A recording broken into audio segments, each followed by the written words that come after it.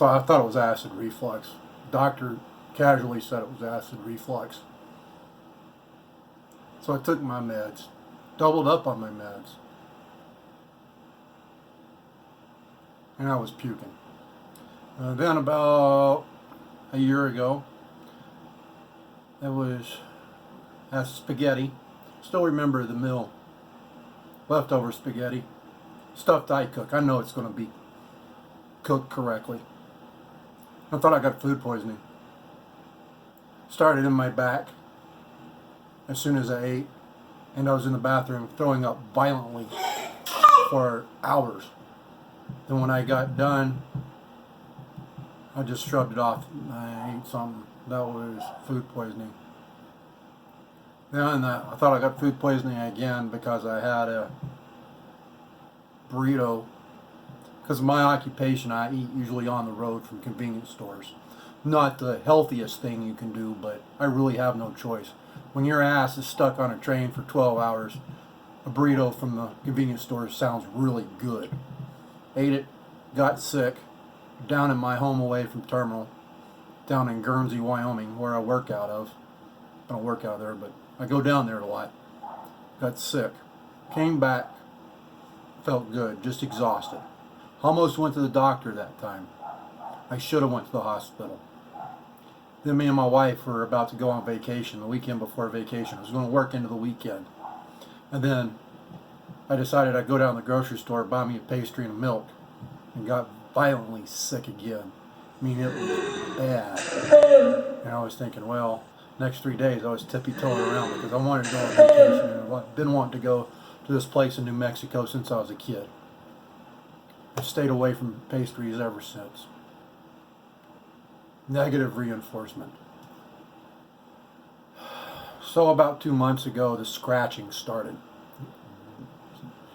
I mean, just like worms were in my skin, scratching.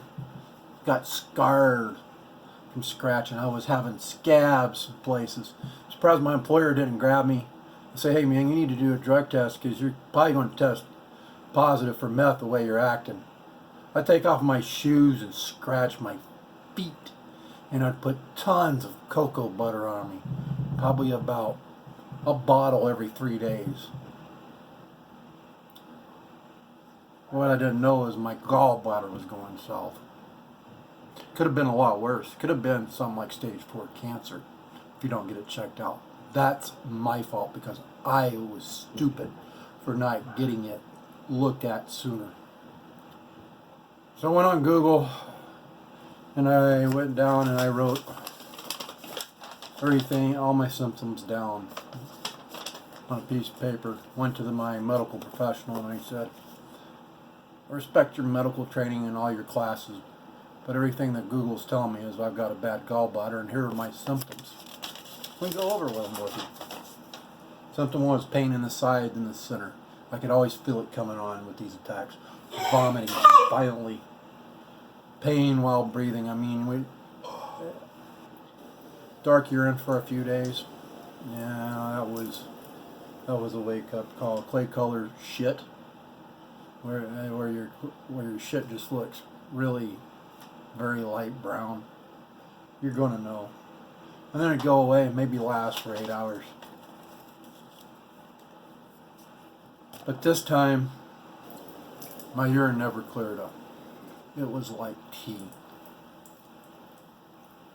So, after we talked for a while, she said, I need for you to go get imaged. She didn't even say 10 sentences to me. She wasn't even arguing at that point with me, to her credit. She says, let's go get it imaged. So I go get it imaged, and I come back 30 minutes later.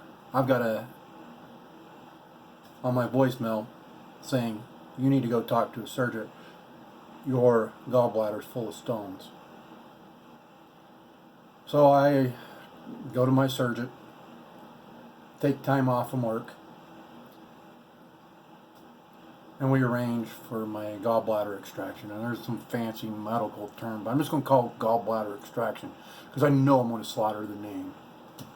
So we go, and so he goes, when do you want to get it done? So, well, today, I haven't ate. let's do it tomorrow. I was, no, how about Monday? I said, okay. So I did Monday, went to the medical procedure, done. And all my time, I have never been put under. I wouldn't even let them put me under for my wisdom teeth. So when I went under, it was just like, boom. I wake up, I remember it being cold. They said he was going to put Novocaine or Lidocaine in my stomach to kind of get me to the house. Don't worry, I didn't drive. I can't drive legally. My wife drove me to the house.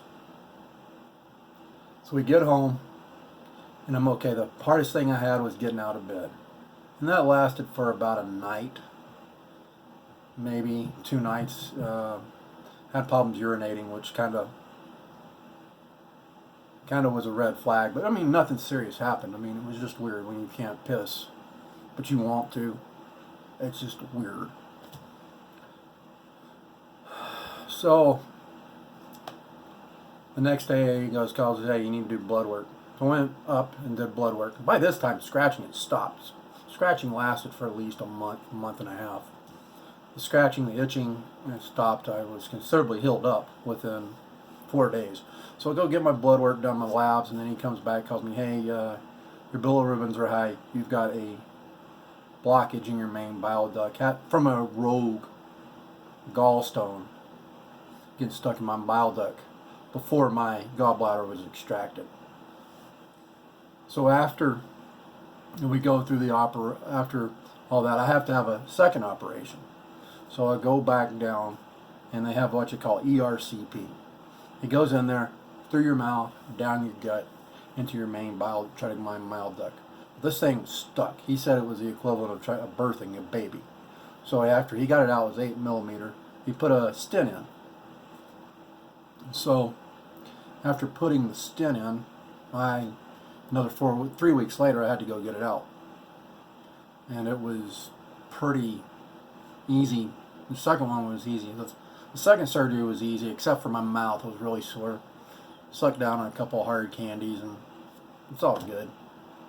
Not a big deal. So it was my third time to be with anesthesia. The only thing I had, my problems with my anesthesia was the hangover, if you want to call it that. Not a medical term, but what the hell.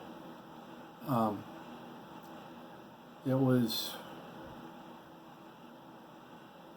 fairly easy. Now my after effects. I mean, I've heard stories about it. And I've seen a bunch of garbage on YouTube about, hey, you need to save your gallbladder and all this stuff. And then I heard people saying, you're never going to be able to eat again. It's just going to change your diet.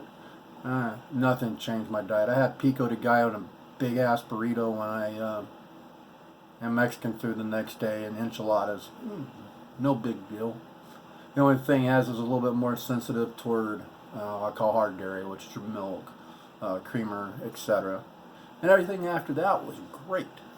I mean, I have had basically zero pain, zero itching. Had nothing but high praise for the medical professionals who took